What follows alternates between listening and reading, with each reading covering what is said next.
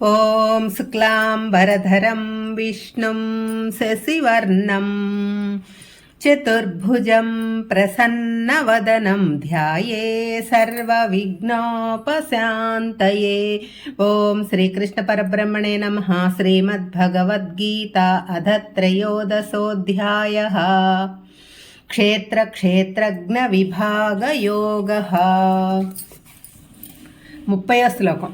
ప్రకృత్యైవ చ కర్మాణి క్రియమాణాని సర్వశః యః పశ్యతి తదాత్మానం అకర్తారం స పశ్యతి.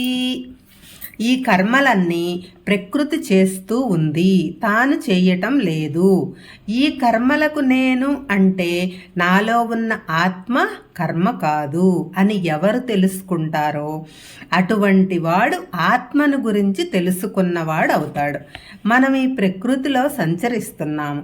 మన మనసుతో ఇంద్రియాలతో కర్మలు చేస్తున్నాము, అంటే శరీరంతో చేస్తున్నాము.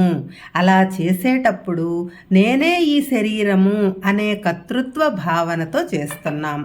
కర్తృత్వ భావన ఉన్నప్పుడు భోక్తృత్వ భావన కూడా అంటి పెట్టుకుని ఉంటుంది. అంటే ఈ కర్మల ఫలములను సుఖము దుఃఖము అనే రూపములలో అనుభవిస్తుంటాడు.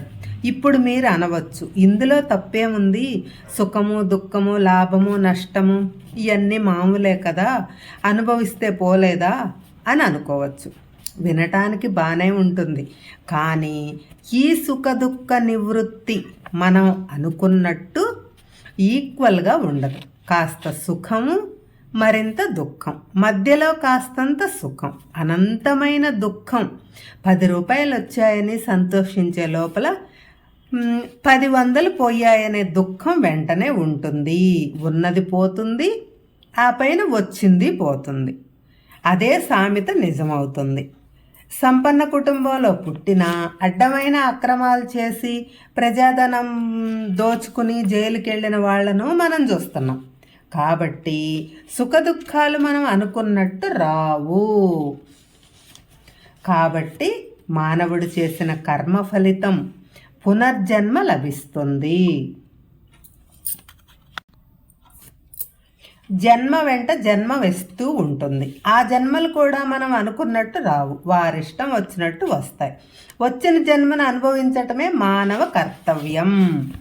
అలా కాకుండా ఈ కర్మలన్నీ ప్రకృతి చేస్తూ ఉంది, ప్రకృతిలోనే గుణముల చేత చేయబడుతున్నాయి. మానవునిలో ఉన్న 3 గుణాలు బయట ప్రకృతిలో ఉన్న 3 గుణాలతో కలిసి అనేక కర్మలకు కారణమవుతున్నాయి. కానీ ఈ కర్మలకు ఆత్మస్వరూపుడుగా ఉన్న పురుషునికి ఎటువంటి సంబంధం లేదు. ఆయన కేవలం సాక్షి అనే భావనతోటే బయట ప్రపంచంలో విహరిస్తుంటే కర్మబంధాలు ఉండవు. అలా కాకుండా ఈ దేహమే నేను, అంతా నేనే చేస్తున్నాను, కర్మఫలాలు నేనే అనుభవిస్తున్నాను అనే భావనతో కర్మలు చేస్తే ఆ కర్మల బంధనములు జీవాత్మకు అంటుకుంటాయి. అవే మరుజన్మకు కారణమవుతాయి. ఈ సత్యం తెలుసుకున్నవాడే నిజంగా ఆత్మతత్వమును తెలుసుకున్నవాడు, ఆత్మ సాక్షాత్కారం పొందినవాడు. మిగిలిన వారు నేత్రాలున్న గుడ్డివారి కింద సమానమే. ఎందుకంటే వారు అసలు నిజాన్ని చూడలేకపోతున్నారు.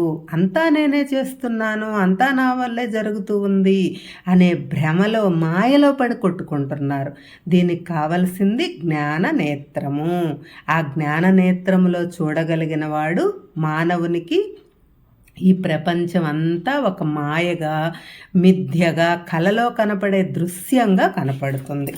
31వ శ్లోకం. యథాభూత పృథగ్భావం ఏకస్తమనుపశ్యతి తత ఏవ చ విస్తారం బ్రహ్మ సంపద్యతే తదా. మన కళ్ళకు కనిపించే ఈ స్థూల విశ్వం అంతా ఒకే పరమాత్మ యందు ఆ పరమాత్మయందు ఈ స్థూల విశ్వాన్ని ఎవరైతే చూడగలుగుతున్నారో వారు పరబ్రహ్మ గురించిన జ్ఞానాన్ని పొందుతారు. మనకు ఈ ప్రకృతిలో 3 రకాల క్షేత్రాలు కనపడుతున్నాయి. ఒకటి కొండలు, గుట్టలు, పర్వతాలు. ఇవి కదలవు, ఎందుకంటే వీటిలో ఉన్న పరమాణువులన్నీ ఘనీభవించి ఉంటున్నాయి, అందుకని కదలలేవు. వీటి ప్రకృతి సిద్ధమైన పెరుగుదల మన కళ్ళకు కనిపించదు. అలాగే చెట్లు ఇవి పెరగటం మనకు కనిపిస్తుంది, కానీ కదలలేవు. విత్తనంలో నుంచి మొక్క పెద్దదయ్యి చెట్టు మహావృక్షం అవుతుంది. ఇవి కూడా అనేక పరమాణువుల సముదాయమే. గాలి, నీరు. గాలి కనిపించదు, నీరు కనిపిస్తుంది, తనకు తానుగా కదులుతుంది. నీటిలో ఉన్న పరమాణువులు ఘనీభవించినప్పుడు మంచుగడ్డగా మారి కదలలేవు. మానవులు, జంతువులు, పక్షులు, పాకే జంతువులు అన్నీ కూడా కదిలేయే. ఇవి కూడా అనేకానేక పరమాణువుల సముదాయంతో ఏర్పడ్డాయి, కానీ లోపల చైతన్యం అంతవరకు కదులుతాయి. ఆ చైతన్యం ఆగిపోతే కదలలేవు. ఎన్నో పనులు చేయగలిగే మానవుడు కూడా లోపల ఉన్న చైతన్యం ఆగిపోతే కదలలేడు. అంటే కదిలేది, కదలనిది అన్నింటిలో కూడా పరమాణు రూపంలో పరమాత్మ చైతన్యం ఉంది. ఆ పరమాణువు నుండే ఈ అనంత విశ్వం ఆవిర్భవించింది. దీనికి మరొక ఉదాహరణ ఏంటంటే ఆకాశం అంటే స్పేస్ ఉంది. ఆ స్పేస్లోనే ఈ భూమి, దానితో పాటు అన్ని గ్రహాలు, సూర్యుని మాదిరి ఉన్న కోట్లాది నక్షత్రాలు, ఇవన్నీ కలిగి ఉన్న గెలాక్సీలు అంటే పాలపుంతలు, ఇవన్నీ కూడా ఈ స్పేస్లో ఉన్నాయి. అదే స్పేసు మనలో కూడా ఉంది. మన ఊపిరితిత్తులలో స్పేస్ లేకపోతే, గాలి లోపలకు పోయి జీర్ణాశయంలో స్పేస్ లేకపోతే ఆహారం లోపలకు పోదు. గదిలో స్పేస్ లేకపోతే మనం నడవలేం, తిరగలేం. కాబట్టి ఈ స్పేసు మన లోపల ఉంది, బయట ఉంది, అంతటా ఉంది. ఈ అనంత విశ్వం అంతటా ఉంది. ఇంకొంచెం పైన ఆలోచిస్తే ఆ స్పేసులోనే మనం ఉన్నాం. అంటే స్పేసు సర్వత్రా నిండి ఉంది. ఆ స్పేసులోనే ఈ అనంత విశ్వం తిరుగుతూ పరిగెడుతూ ఉంది. ఈ తత్వాన్ని పరమాత్మకు అన్వయించుకుంటే పరమాత్మ అనే విశ్వ చైతన్యం, కాస్మిక్ ఇంటెలిజెన్స్ అంతటా విస్తరించి ఉంది. అదే విశ్వ చైతన్యం మనలో ఆత్మస్వరూపంగా ఉంది. ఇంకా ఆలోచిస్తే ఈ విశ్వ చైతన్యంలోనే మనం ఉన్నాము. శరీరం ఉన్నప్పుడు ఇదే చైతన్యం శరీరంలో ఉంది. శరీరం పడిపోగానే విశ్వ చైతన్యంలో కలిసిపోతుంది.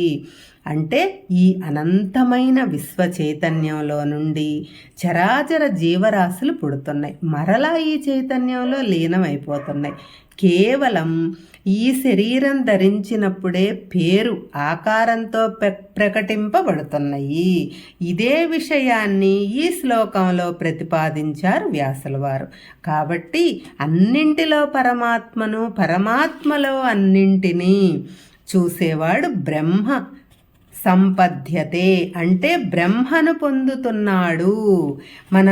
మన విషయానికి వస్తే మనం పేరును బట్టి, ఊరును బట్టి, ప్రాంతాన్ని బట్టి, కులాన్ని బట్టి, పదవుల్ని బట్టి మానవులను విభజిస్తున్నాం. అది తప్పు. అందరిలో పరమాత్మ ఉన్నాడు, అందరినీ సమానంగా ఆదరించాలి. ఈ విషయం తెలుసుకుంటే బ్రహ్మ గురించి తెలిసినట్టే. మరి ఈ విషయం ఎలా తెలుస్తుందండి అంటే అనుపశ్యతి, అంటే శాస్త్రాలు చదవడం వలన, అధ్యయనం చేయటం వలన, గురువుల వలన, వినటం వలన తెలుస్తుంది. కాబట్టి గురుసేవ, సత్సంగం చాలా ముఖ్యం. ఎల్లప్పుడూ ప్రాపంచిక విషయాలలో మునిగి తేలుతుంటే ఈ జ్ఞానం కలిగే అవకాశమే లేదు. హరే కృష్ణ.